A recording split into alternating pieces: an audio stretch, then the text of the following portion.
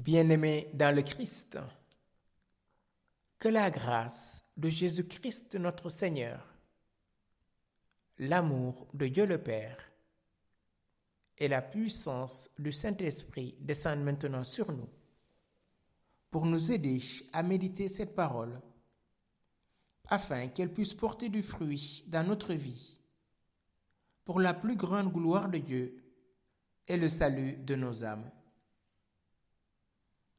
En ce troisième dimanche du temps de Pâques, j'aimerais méditer avec vous l'évangile de Jésus-Christ selon Saint Luc,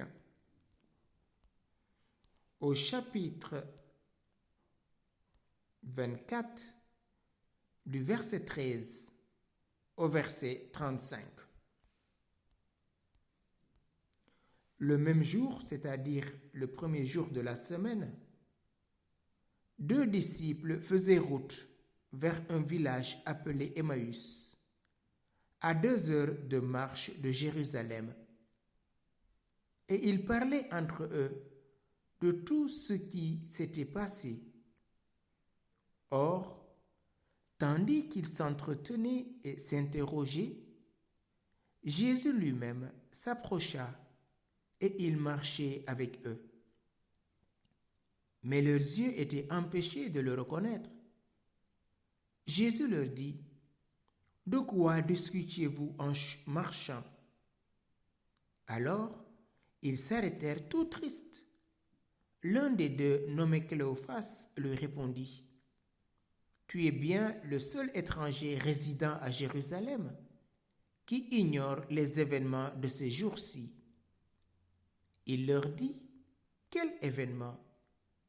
Ils lui répondirent, « Ce qui est arrivé à Jésus de Nazareth. Cet homme qui était un prophète, puissant par ses actes et ses paroles, devant Dieu et devant tout le peuple. Comment les grands prêtres et nos chefs l'ont livré. Ils l'ont fait condamner à mort et ils l'ont crucifié. Nous espérions que c'était lui qui allait délivrer Israël. Mais avec tout cela, voici déjà le 3e jour qui passe depuis que c'est arrivé. À vrai dire, des femmes de notre groupe nous ont remplis de stupeur. Quand, dès l'aurore, elles sont allées au tombeau, elles n'ont pas trouvé son corps. Elles sont venues nous dire qu'elles avaient même eu une vision. Des anges qui disaient qu'il est vivant. Quelques-uns de nos compagnons sont allés au tombeau et ils ont trouvé les choses comme les femmes l'avaient dit. Mais lui, ils ne l'ont pas vu. Il leur dit alors, « Esprit sans intelligence, comme votre cœur est lent à croire tout ce que les prophètes ont dit, ne fallait-il pas que le Christ souffrit cela pour entrer dans sa gloire ?» Et partant de Moïse et de tous les prophètes, il leur interpréta dans toute l'écriture ce qui le concernait. Quand ils approchèrent du village où ils se rendaient, Jésus fit semblant d'aller plus loin, mais ils s'efforcèrent de le retenir. « Reste avec nous, car le soir approche, et déjà le jour baisse. » Il entra donc pour rester avec eux. Quand il fut à table avec eux, ayant pris le pain, il prononça la bénédiction, et l'ayant rompu, il le leur donna. Alors leurs yeux s'ouvrirent, et ils le reconnurent, mais il disparut à leur regard. Ils se dirent l'un à l'autre, « Notre cœur n'était-il pas brûlant en nous, tandis qu'il nous parlait sur la route et nous ouvrait les Écritures ?» À l'instant même, ils se levèrent et retournèrent à Jérusalem. Ils y trouvèrent réunis les 11 apôtres et leurs compagnons qui leur dirent, « Le Seigneur est réellement ressuscité. Il est apparu à Simon-Pierre. » À leur tour, ils racontaient ce qui s'était passé sur la route et comment le Seigneur s'était fait reconnaître par eux à la fraction du pain.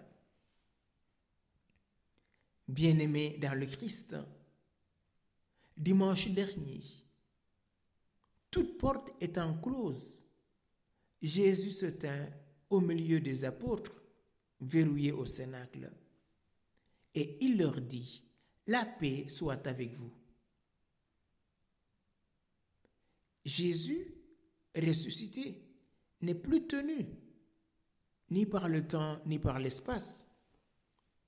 Même les portes étant fermées, il peut se présenter à nous.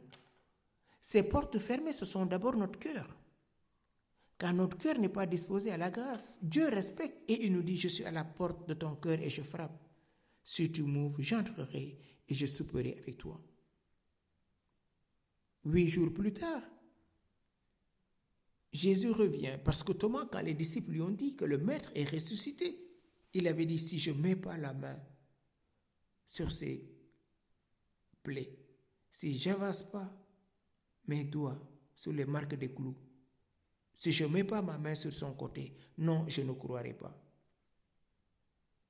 Et Jésus, dans sa miséricorde, 8 jours plus tard, revient. Thomas était là. Et il lui dit, Thomas, cesse d'être incrédule. Avance ta main. Mets-la dans mon côté. Avance ton doigt. Thomas lui dit, mon Seigneur et mon Dieu. Et Jésus dit, heureux ceux qui croient sans avoir vu. Et cette béatitude, frères et sœurs, c'est pour chacun d'entre nous. Nous n'avons pas vécu au temps de Jésus. Mais aujourd'hui, par la foi, Jésus habite en nous. Nous sommes sa demeure.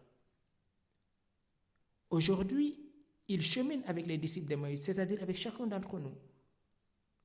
Et qu'est-ce qui se passe? Ces disciples sont dépassés par les événements. Voilà 3 jours que Jésus est mort et rien ne se passe plus pour eux.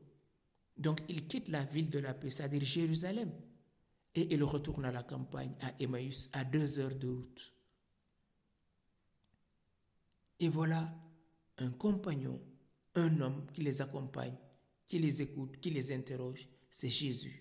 Mais leur cœur n'était pas brûlant, tellement leur cœur était touché par la tristesse. Ils étaient bouleversés. Surtout quand ces femmes sont venues leur dire qu'il est ressuscité. Mais eux, ils avaient du mal à le croire. Leurs yeux étaient encore empêchés de le reconnaître. Et Jésus, comme bon pédagogue, comme il a fait avec la femme samaritaine au puits, donne-moi à boire, va interroger ces hommes. De quoi discutiez-vous en chemin? De quoi discutiez-vous? Ils s'intéressent à ce que nous disons. Ils s'intéressent à ce que nous faisons. Alors ils s'arrêtèrent tout tristes. L'un de nommé Cléophas lui dit, « Tu es bien le seul étranger résidant à Jérusalem qui ignore les événements de ces jours-ci. » Ces événements, c'est la passion douloureuse du Christ. C'est sa crucifixion, c'est sa mise au tombeau. Et donc, comme cet homme est un étranger, il peut ignorer. Mais les disciples qui ont vécu cela sont traumatisés, sont blessés, sont dépassés. Et voilà, ils s'arrêtent tout tristes. Tu es le seul étranger qui ignore les événements. Et Jésus leur dit, quel événement? Ils lui disent ce qui est arrivé à Jésus de Nazareth. Cet homme qui était un prophète, puissant par ses actes et ses paroles, devant Dieu et devant tout le peuple. Pour eux, ce n'est plus le maître, c'est un prophète, c'est quelqu'un de puissant. Qu'est-ce qu'ils ont retenu de l'enseignement de Jésus?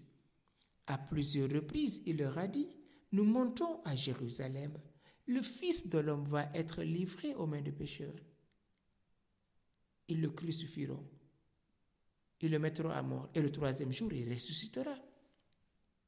Mais eux sont incapables de se laisser rejoindre par cette parole, ou de laisser cette parole féconder leur conscience et leur intelligence et leur vie. Parce que c'était quelqu'un de grand. Les chefs l'ont livré, ils l'ont fait condamner à mort, ils l'ont crucifié. Et voilà leur déception, c'est quoi? Nous espérions que c'était lui qui allait délivrer Israël. Oui, Israël attendait ce Messie temporel qui allait le délivrer du joug des Romains. Enfin, voilà quelqu'un qui pourrait leur donner leur indépendance. C'était leur héros. Ils attendaient un héros national. Mais ils n'ont pas scruté les Écritures. Ils ne sont pas entrés dans la profondeur des Écritures. Et voilà, qu'est-ce qu'ils disent? Mais avec tout cela, voici déjà le 3e jour qui passe depuis que c'est arrivé. Voici le 3e jour qui passe depuis que c'est arrivé. À vrai dire, des femmes de notre groupe nous ont remplis de stupeur quand dès l'aurore, elles sont allées au tombeau. Elles n'ont pas trouvé son corps. Elles sont venues nous dire qu'elles avaient même eu une vision des anges qui disaient qu'il est vivant. Malgré cela, ils ne croient pas encore. Ils sont dans leur tristesse. Ils sont dans leur projet de Dieu. Oui, frères et sœurs, combien la tristesse, combien nos difficultés pour nous empêcher de reconnaître celui qui est là, celui qui est le consolateur, celui qui nous donne la paix. Parfois, nous sommes encore au tombeau parce que dans la tristesse, dans la honte, en sommes dans le péché. Et pourtant, ces femmes ont raconté ce qu'elles ont vu. Elles ont vu le Seigneur qui leur a dit, allez dire à mes frères, c'est en Galilée qu'ils me verront. Et voilà que Jésus leur dit, esprit sans intelligence, comme votre cœur est lent à croire tout ce que les prophètes ont dit. Oui, ils sont là à croire parce que le choc émotionnel était fort. Ils n'ont pas pu résister à la tentation du découragement et du doute. Et Jésus leur dit, ne fallait-il pas que le Christ souffrit cela pour entrer dans sa gloire? Oui, mon frère, oui, ma sœur, peut-être tu es en train de vivre un traumatisme, peut-être tu es en train de vivre des difficultés, peut-être tu es en train de vivre l'abandon, le rejet, la calomnie, la détestation. Mais tiens bon, c'est un chemin par lequel Jésus te fait passer. Si l'or est passé au creusot, pourquoi pas notre foi? Notre foi est épurée par les épreuves, frères et sœurs. Ne fallait-il pas que le Messie souffrit? Oui, ma sœur, ne fallait-il pas que tu passes par là? Tu n'as pas choisi ce chemin de souffrance. Tu n'as pas choisi ce chemin de désolation. Et pourtant, Dieu te fait passer par l'épreuve. Accepte comme Jésus. Ne fallait-il pas que le Messie souffrit pour entrer dans sa gloire? Oui, mon frère, ma sœur, ne fallait-il pas que tu passes l'épreuve que tu vis maintenant pour voir la gloire de Dieu?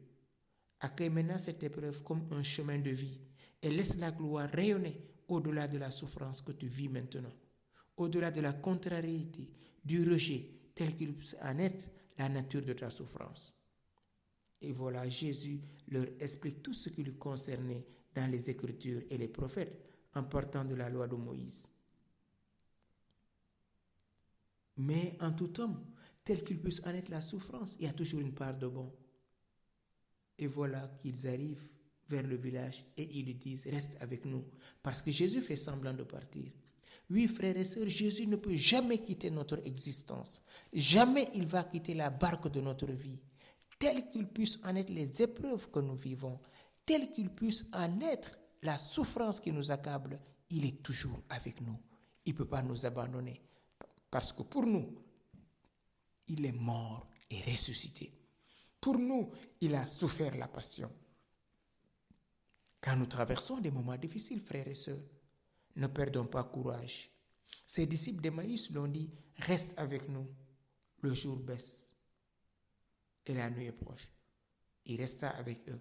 Il prit le pain, il le rompit et leurs yeux s'ouvrirent. Ils le reconnurent, mais il disparut à leur regard. Oui, frères et sœurs, Jésus n'est plus là pour nous consoler toute une vie. Il est là pour nous aider à vivre notre vie en sa présence. Et qu'est-ce qu'ils se disent? Notre cœur n'était-il pas brûlant? Tandis qu'il nous parlait sur la route et nous ouvrait les Écritures. Que notre cœur brûle maintenant de cette parole que nous entendons. Nous sommes ces disciples d'Emmaüs. Nous sommes ces disciples qui quittons la paix parce que troublés par les épreuves. Nous sommes ces disciples qui renions les paroles du Maître parce que accablés par la souffrance. Nous sommes ces disciples dont le cœur ne brûle plus à l'écoute de la parole de Dieu. Seigneur Jésus, toi qui chemines avec nous, toi qui respectes notre rythme de vie, malgré les difficultés, tu es là. Dans les épreuves, tu es là. Donne-nous seulement d'ouvrir notre cœur à ta lumière de ressuscité. Toi, le ressuscité du matin de Pâques, Viens poser maintenant tes saintes meurtrissures sur tous mes frères et sœurs qui souffrent, sur ceux qui sont accablés, fatigués par la vie, qui n'ont plus goût à la vie, d'autres qui sont accablés par la maladie, d'autres par les épreuves. Seigneur Jésus, viens poser maintenant ta main de gloire sur chacun d'entre nous. Par tes saintes meurtrissures glorieuses, viens nous guérir, viens nous délivrer et donne-nous la joie de te rencontrer. Donne-nous la joie de nous laisser rencontrer par toi, parce que c'est toi le bon pasteur qui cherche la brebis que je suis. Donne-nous de nous laisser retrouver par toi et porte-nous dans ton cœur doux et humble. Ouvre notre cœur à l'intelligence des Écritures pour que nous puissions accueillir ta parole et en vivre pleinement. Toi qui vis et règnes, Dieu, pour les siècles des siècles. Amen.